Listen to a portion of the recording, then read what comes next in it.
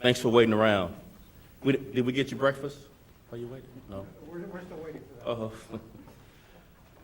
We're going to go ahead and get started if you're ready.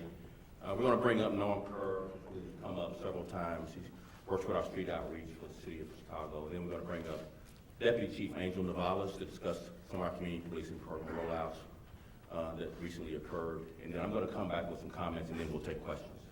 Norm?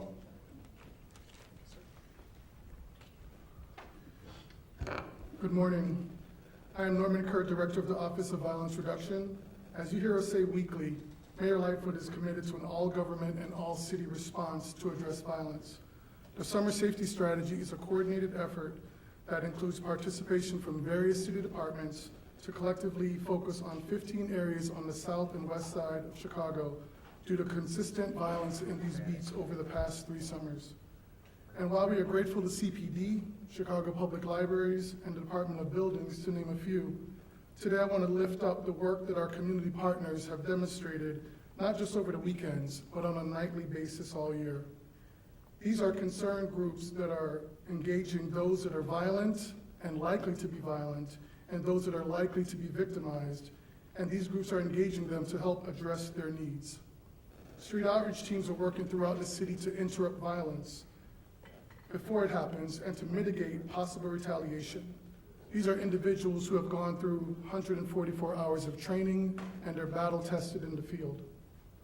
Many of these partners are working long hours on the weekends until 2 a.m., 4 a.m., and even 6 a.m., putting their lives in harm's way. It is paramount that I express condolences to families that have experienced the loss of loved ones this year. I know firsthand, as unfortunately many Chicagoans do, the devastating loss that violence brings to families. Our victim services partners are working vigorously to support individuals and families that have been impacted by violence as needed. In challenging times like this, we must remain to stay the course and work diligently together.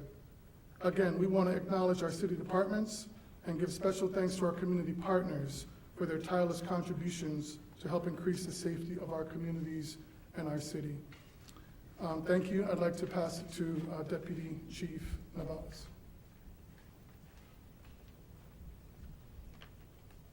Good morning, everybody. Norman, thank you very much, and for all the hard work you and your folks are doing to support the whole city approach in helping us out here in the Chicago Police Department to decrease violence. So one of the things in community policing that we know, and we know it's incredibly important to the city, is our effort to reach the youth of the city of Chicago. We understand that in an effort to mitigate historical and generational effects that affect the young folks, and also to attempt to address that trauma by coaching and mentoring, we've rolled out 2 programs recently. These programs are scheduled to start in September, but as the city opened up, we felt it was incredibly important to reach the young folks in the city of Chicago. The first program we rolled out is the Neighborhood Youth Corps. This is a program in partnership with CHA. This is a wellness-based program. What we want to do is not only be able to build relationships with the youth, but also have that opportunity to coach and mentor to try to address some of those traumas. It's a speaker-based series where we engage the youth and try to broaden their horizons. We also give them the opportunity to engage with entrepreneurs across the city of Chicago. We also have them interact with law enforcement agencies, not just our own, but the Cook County Sheriffs and others. And then we take them outside where they're comfortable, their neighborhoods, to field trips, like the yacht club at Jefferson Park. We're taking them out to a food dispensary so they understand the importance of giving.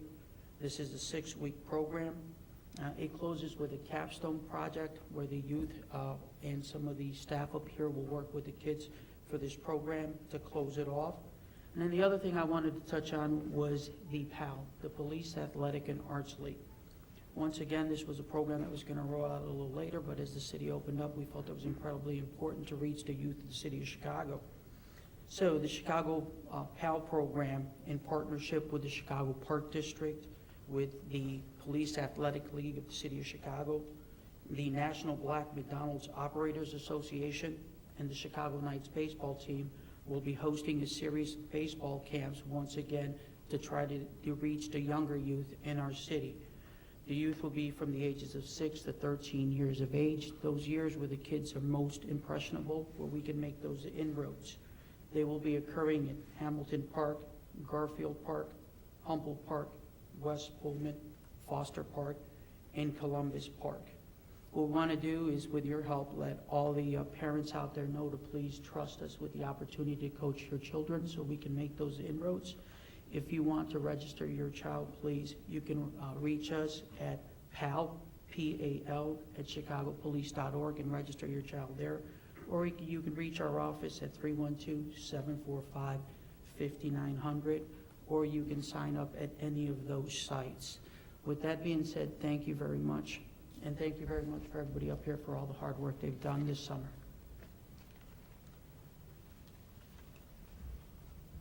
Now, I'll make a few comments. I'm going to recap my visit on yesterday, as you all know, at the White House with President Biden and Attorney General Garland, along with other police and city leaders, to include Mayor Bowser with Washington, D.C., and Bronx Bureau Representative Eric Adams. So the discussion was significant and substantive. We actually spent an extra hour that was not scheduled. It's scheduled for 1 hour. We ended up carrying over the discussion an additional hour. There was a shared vision amongst the group about the need to have a sense of urgency. There was an agreement that there must be real consequences for serious crimes. We discussed both short-term and long-term solutions. Public safety and community building and reinvestment was discussed, and there was consensus that those two go hand in hand. There was an emphasis amongst the group of stopping the flow of illegal guns into our cities. It's key to solving some of the violent crimes that we're seeing. In the coming days here in Chicago, we will be rolling out some of our strategy to include the strike force and other gun trafficking investigative strategies. As the mayor, Mayor Lightfoot, says, it will take a whole of government approach, which includes our federal, county, and state partners. And the impact should be viewed as the public safety ecosystem, to include the root causes of crime from a public health approach as the long-term strategy. I did get an opportunity to talk one-on-one with Attorney General Garland, who's a native of Chicago. And finally, there will be significant follow-up. This wasn't a one-off meeting. We had actionable items that we listed, and we left with a point of contact for follow-up. There were several things that needed some follow-up that couldn't be resolved in a discussion. Now I'll go right into some additional comments I'd like to make on a different subject, if you don't mind. I'm going to go through what we kind of go through all the time. Kind of the weekend, this past weekend, even though it's Tuesday, we normally have this Monday report over the past weekend's challenges as it relates to our crime strategy. Over the weekend, there were 94 guns recovered by Chicago police officers. Every gun recovery is a potential deadly force encounter, as we've recounted multiple times. And every gun recovery is a potential life saved, since we are experiencing extraordinary gun violence. Year to date, the gun recoveries are up 27%. We've recovered 6,362 guns so far this year. Of those 6,000 guns, 321 are assault weapons. And now I'd like to highlight a particular notable case that occurred over the weekend. Shortly before 9 p.m. on July 10th, in the 10th District, officers responded to a multiple shot spotter technology alert. followed by multiple calls of a person shot just down the street from the Cook County Jail. Upon arrival, officers discovered 31-year-old Londre, Londre, Sylvester, common spelling, lying on the parkway unresponsive from having sustained multiple gunshot wounds to the head and body. Approximately 59 fire shell cases were scattered on the street near this scene. Additional officers discovered 2 women who miraculously escaped serious harm. One sustained a graze wound and the other was struck in the knee. Sylvester was transported to Mount Sinai Hospital where he's pronounced dead. The 2 women are listed in good condition. Let me recount what our Area 4 detectives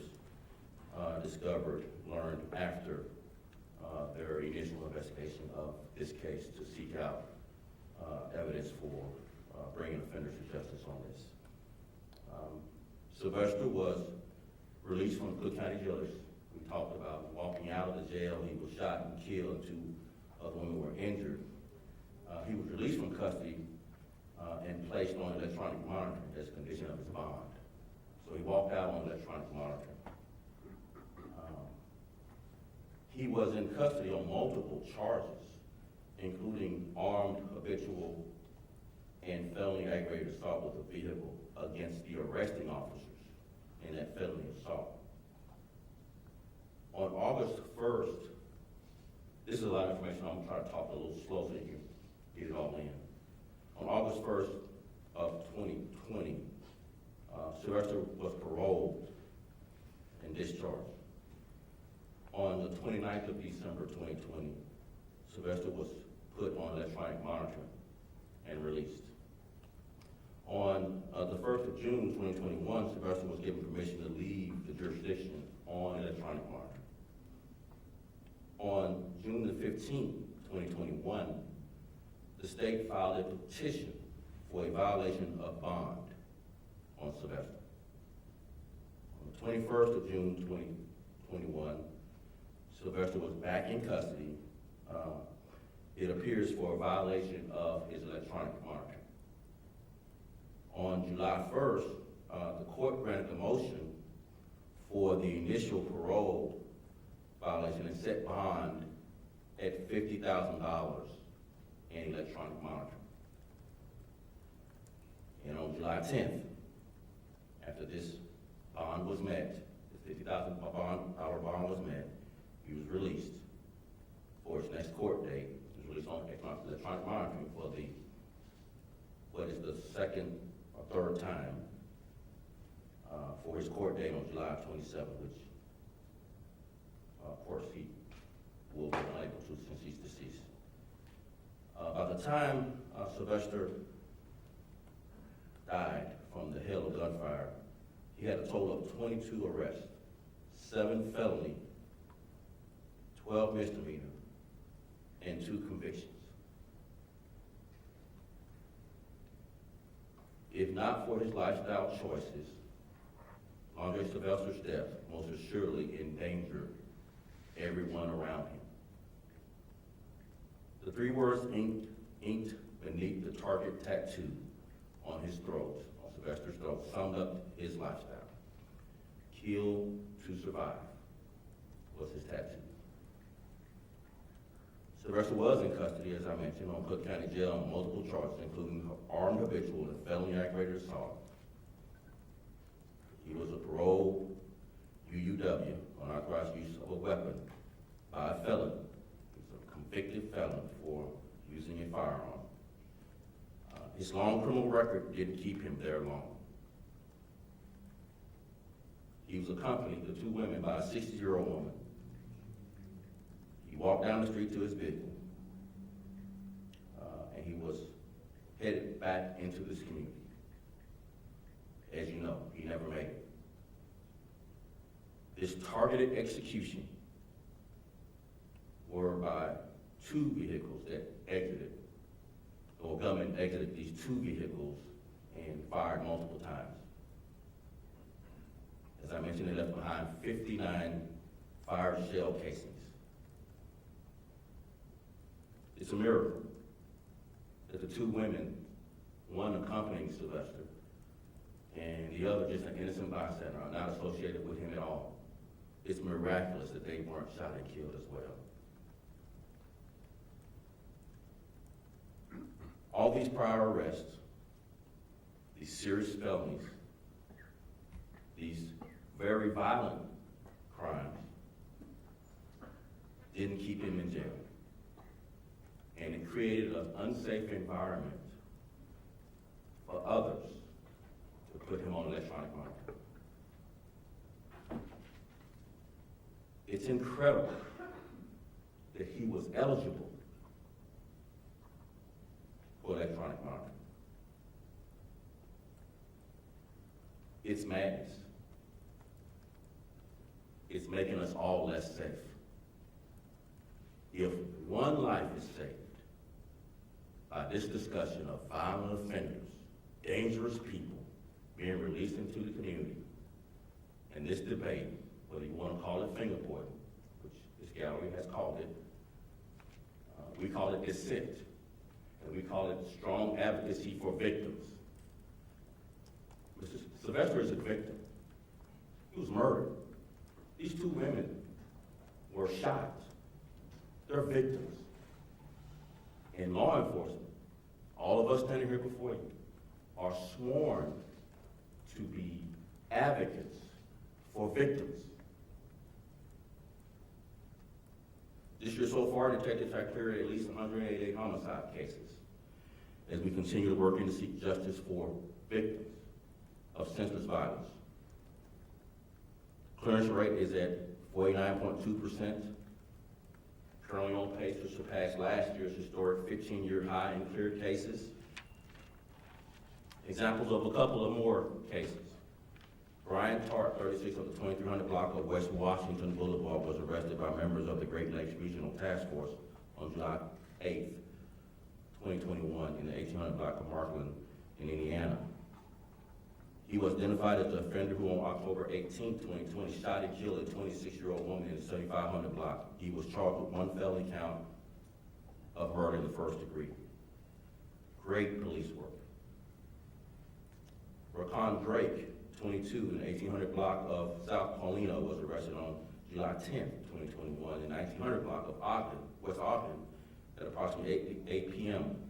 He was identified as the offender who several hours earlier shot and killed a 26-year-old man in the 1800 block of South Paulina.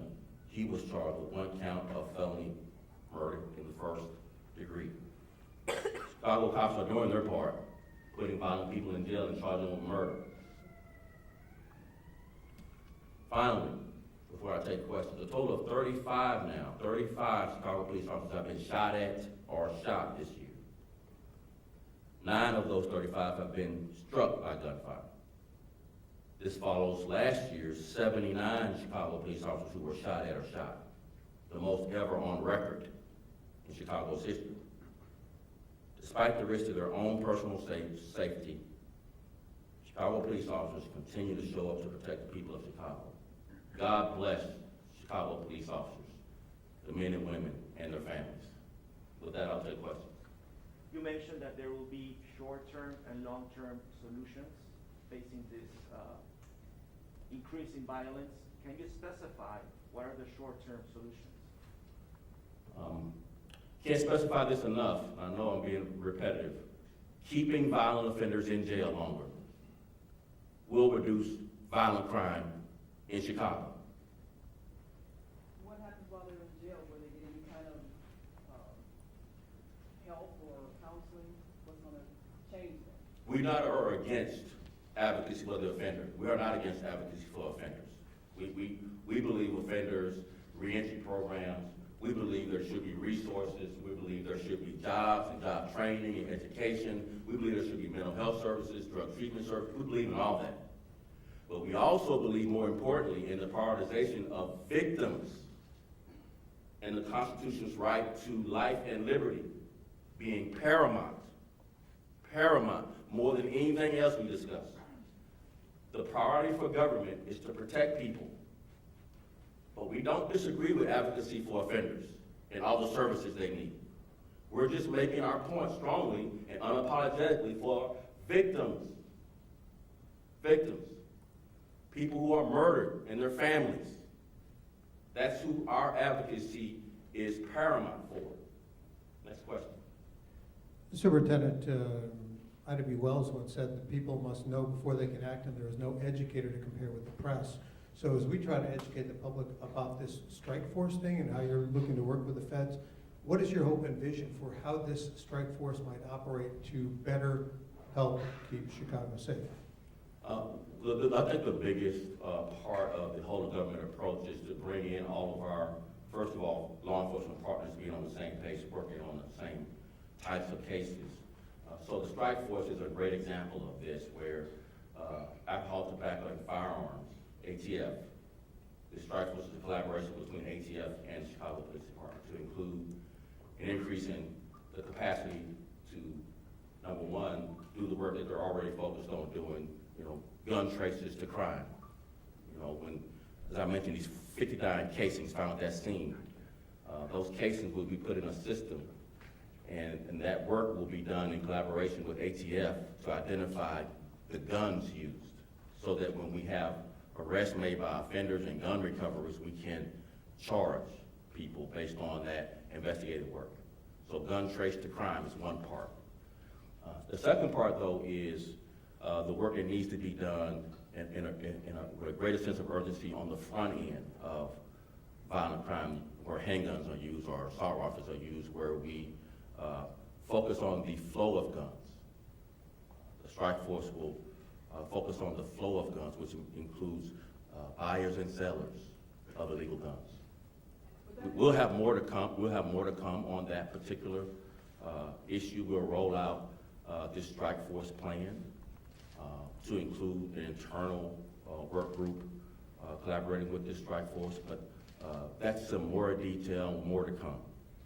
Folks, would you mind identifying yourselves and where you're from, please? Yeah, thanks. Sorry, Jessica.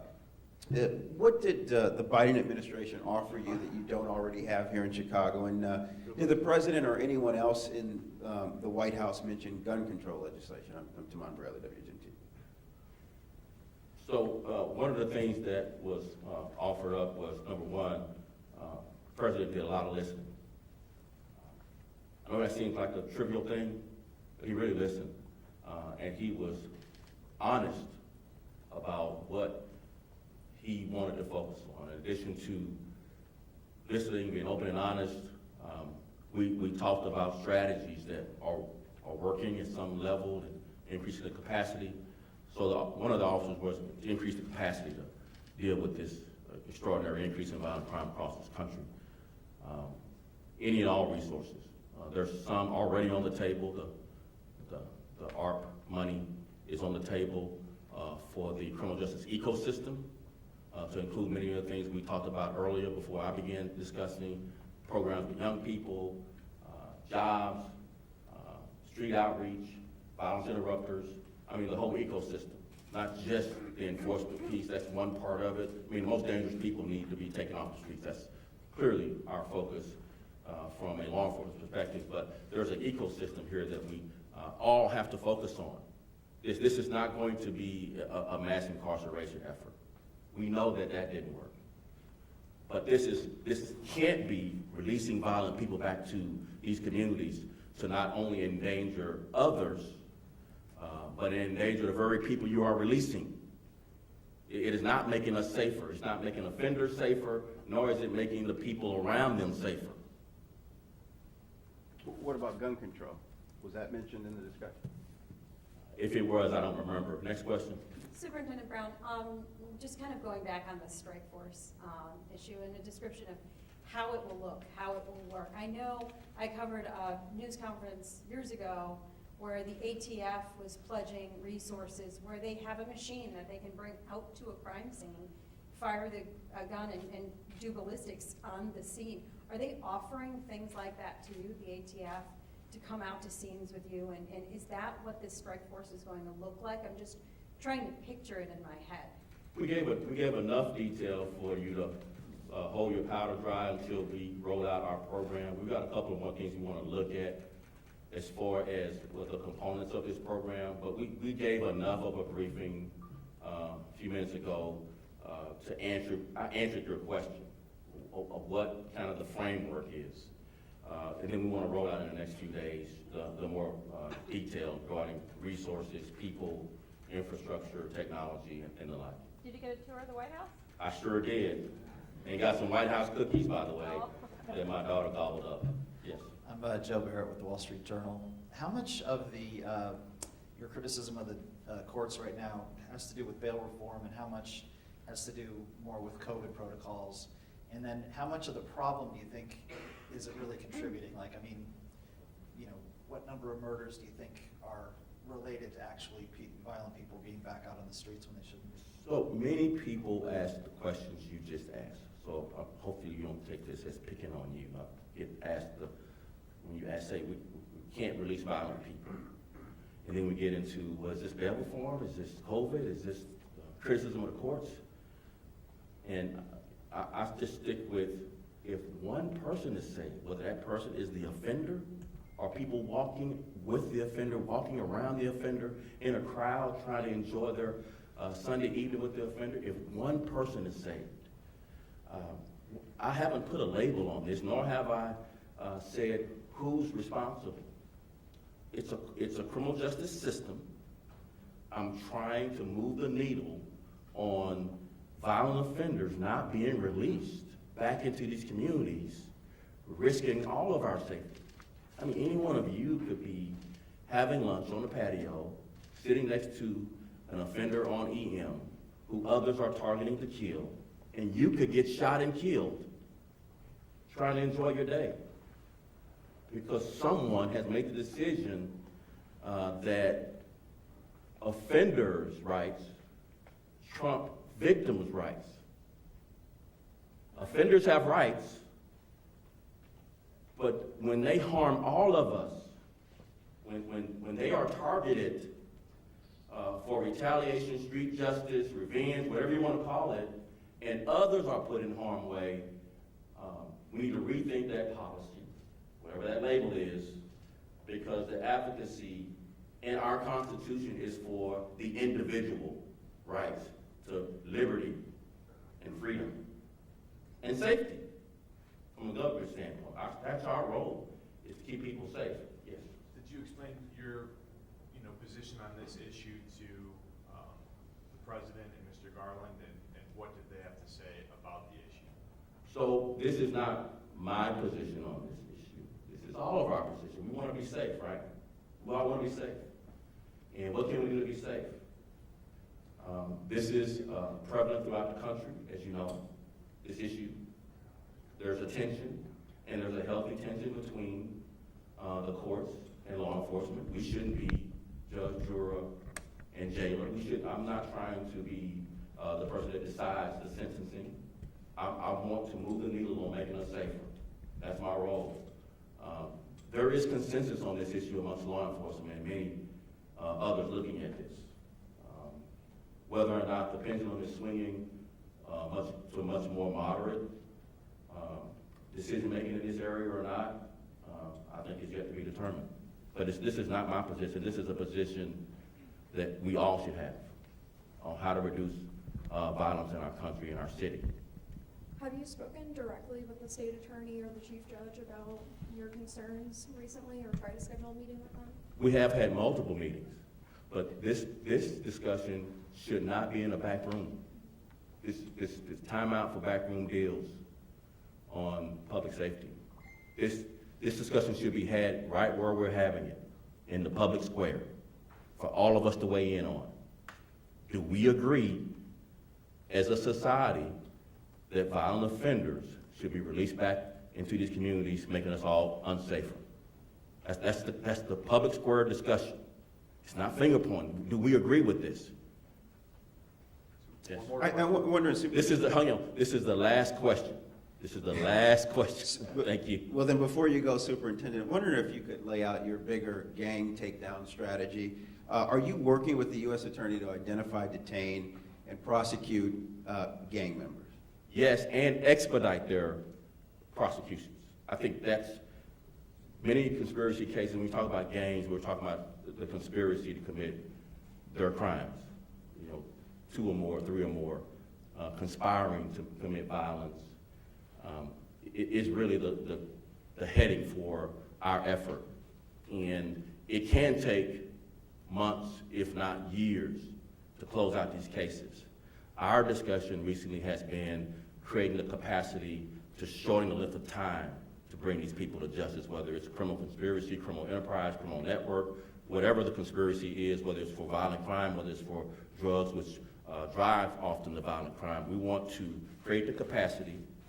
That's attorneys, that's task force officers, and that's DEA, FBI, focus, creating the capacity to bring these cases to a close sooner rather than the months and years it would normally take. So then you haven't had any big major gang takedowns yet? You're still Multiple ones, but we just can't penetrate the news cycle. We did a conference, when was that, Jose, a couple weeks ago? Yeah, well, we recounted several cases where we had some major takedowns. For whatever reason, we can't penetrate the news cycle, but we're gonna keep at it. And I'll make a note next time, we'll go through some more cases. Bring them. And we might put our director of comms to work and give you some cases on the side to report on, just in between news conferences. So we said last question, and every time we get 2 more. So we'll take 2 more, and then that's gonna be the last 2, okay? So Superintendent, we've had strike forces before. We did Operation Legend, that came through. How is this strike force going to be any different than what's been done in the past? And how hopeful are you that it's actually going to make a difference and not just be another strike force? I think one of the things that's important to note here regarding the strike force is that it's more than that.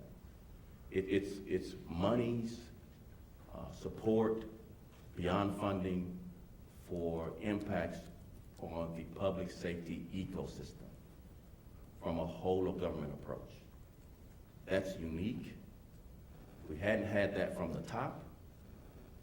It is so encouraging that funding for street outreach, programs for intervention for our young people, jobs and the like, is part of this public safety effort. If you'd had that in the 90s, we'd be in a different place right now, instead of just mass incarceration.